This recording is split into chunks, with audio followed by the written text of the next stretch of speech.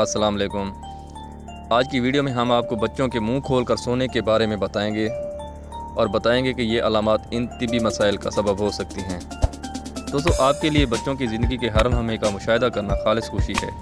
चाहे वो रेंग रहे हों, खा रहे हों, पहला कदम उठा रहे हों या सो रहे हों। कुछ वालिदैन को ये बहुत प्यारा लगता है जब इनके छोटे बच्चे अपने खुले हुए मुँह के साथ पुरसुकून नींद सोते हैं। ताहम बच्चों में मुंह के ज़रिए सांस लेना इतना आम नहीं है जितना कि ये पहली नज़र में लगता है। दर हकीकत ये कुछ तिबी मसाइल की निशानदही कर सकता है और सेहत की संगीन परेशानियों का सबब बन सकता है।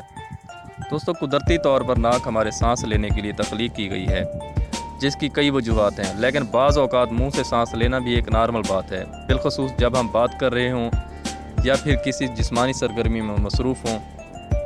लेकिन बच्चों का सोने के दौरान मुंह से सांस लेना या फिर मुंह खोल कर सोना कोई नॉर्मल बात नहीं है। अगर आपका बच्चा मुंह खुला रख कर सोने का आदी है तो ये परेशानी की कोई वजह है। यहाँ सेहत के कुछ मसाइल हैं जो बच्चों में मुंह से सांस लेने की वजह से हो सकते हैं। दोस्तों, माहिरीन के मुताबिक मुंह खोल कर सोना स्लीप एपनिया नामी बीमारी की वजह से भी होता है और ये संगीन बीमारियों में से एक है।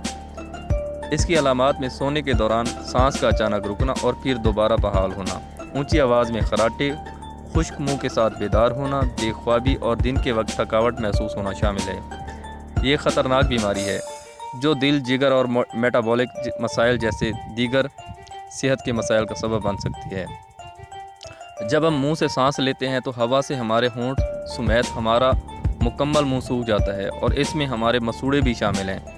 इसके नतीजे में हमारे मुंह में पाए जाने वाले कुदरती जरासीमों में तब्दीली वाक़या हो जाती है और वो दांतों की ख़राबी और मसूड़ों की परेशानी का सबब बन सकते हैं। सांस लेने के लिए नाक के बजाय मुंह का इस्तेमाल करने की आदत दांतों और जबड़े की दुश्वारियों का एक पूरा ग्रोह लाती है। बदनुमा दांत, दांतों की नोकीली शक्ल और अजीब मुस्कुराहट इनमें से कुछ हैं। मुतालियात के मुताबिक मुंह से सांस लेने ज़ुबान के निचले हिस्से पर पड़ने वाले असरात की वजह से चेहरे का निचला हिस्सा लंबा हो जाता है। ये खसूसियात 5 साल की उम्र के बाद के बच्चों में काफ़ी नुमायाँ हैं। अगर आप देखें कि आपका बच्चा सोने के दौरान मुंह से सांस लेता है या इससे दीगर सांस के मसाइल का सामना है तो फ़ौरन किसी मुस्तनद डॉक्टर से रुजू करें।